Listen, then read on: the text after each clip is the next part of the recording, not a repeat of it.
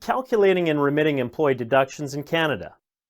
As an employer, you are responsible for paying your staff properly.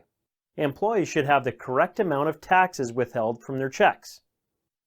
Employers are required to comply with the rules established by the Canada Revenue Agency, or CRA. If you're a new employer, follow these steps when setting up and running payroll in Canada.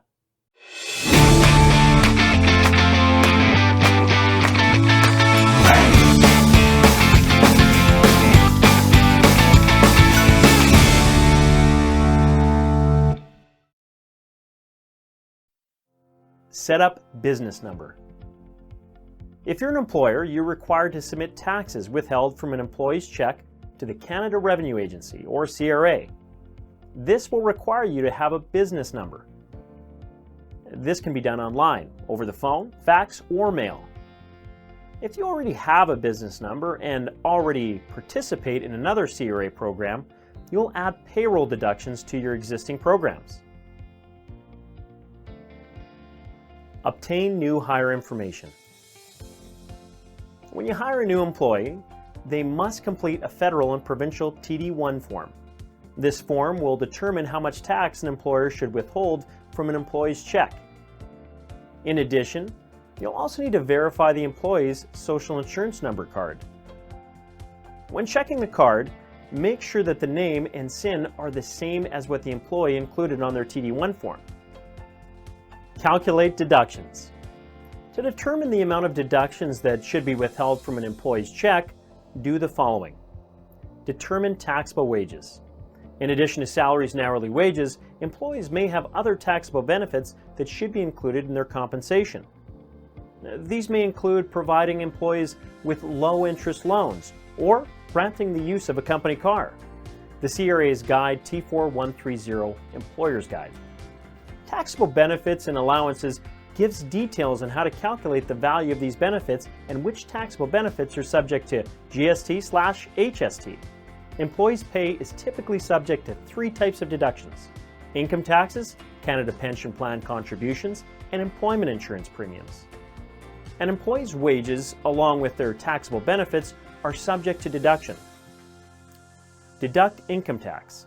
To determine how much income tax you need to withhold, you can use the CRA tool Payroll Deductions Online Calculator, which calculate the income tax withholding as well as other payroll deductions. You can also use the provincial or territorial tax tables to determine income tax withholding. Deduct CPP. If an employee is between the ages of 19 and 69 years old, CPP contributions are required. Certain exclusions apply for disability or if the employee is currently receiving pension payments through the CPP. CPP contribution calculations and other information about the program can be found on the Canada Pension Plan page from the CRA. Deduct EI premiums. EI premiums are deducted based upon the total wages paid. They are calculated based on a rate of 1.62% of annual insurable incomes up to $53,100. The maximum EI premium contribution for an employee for 2019 is $860.22. In addition, employers are required to match the contribution of a rate of 1.4% of the premium withheld. Once an employee has reached the maximum threshold, EI deductions and the related employer contribution will cease. EI premiums can be calculated using the CRA's Payroll Deductions Online Calculator or by using tables provided in the Guide T4302. Payroll Deductions Tables in Guide T4008, Payroll Deductions Supplementary Tables. Other deductions. In addition to the CRA mandated deductions, an employee may have other deductions withheld from their checks which are specific to your company. These can include deductions for life insurance premiums, retirement plans, or extended health benefits. Remit your deductions and employer contributions. Deductions can either be remitted online, in person, or via the mail. Employers remit their deductions based on their average monthly withholding amounts, or AMWA. New employers, however, are classified as regular remitters. Once an employer has established a remittance history, they'll be notified by the CRA of their change in remittance frequency. Details for remittance frequency are included below. Regular remitter.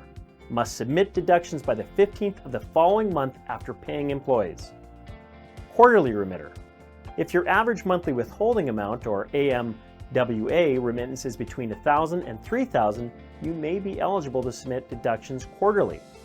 This should be done by the 15th of the month following the end of the quarter. Quarters are defined as January to March, remitting by April 15th. April to June, remitting by July 15th. July to September, remitting by October 15th. October to December, remitting by January 15th. Accelerated filer. Threshold 1 for an AMWA of $25,000 to just under $100,000.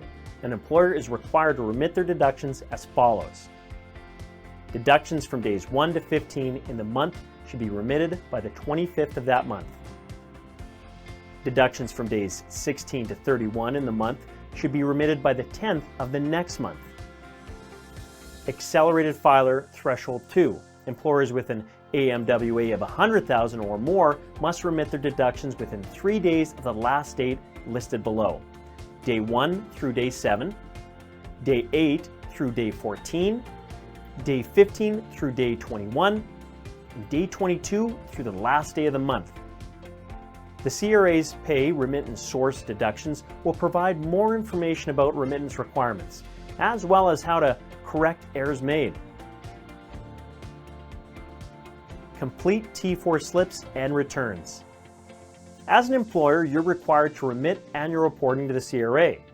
These reports, called T4 slips, reflect the total amounts of income and source deductions for each employee for that year. T4 slips have 3 copies, with one going to the employee, one sent to the CRA, and one held by the employer. Employers are required to provide employees with a copy of their T4 slips by the last day of February. The T4 summary and T4 slips are required to be completed and sent to the CRA no later than the last day of February. Forms that are filed beyond this deadline will be subject to penalty. If you have more than 50 T4 slips to file, you must do this electronically using the account that you've set up with the CRA. If you have less than 50 T4 slips, you may remit these to the CRA via mail. As long as it's postmarked by the last day in February, it will not be considered late. For more information, contact the bookkeeping specialists at Valley Business Center today. Thanks for watching this video. Don't forget to give us a like and hit that subscribe button if you want to hear more helpful information.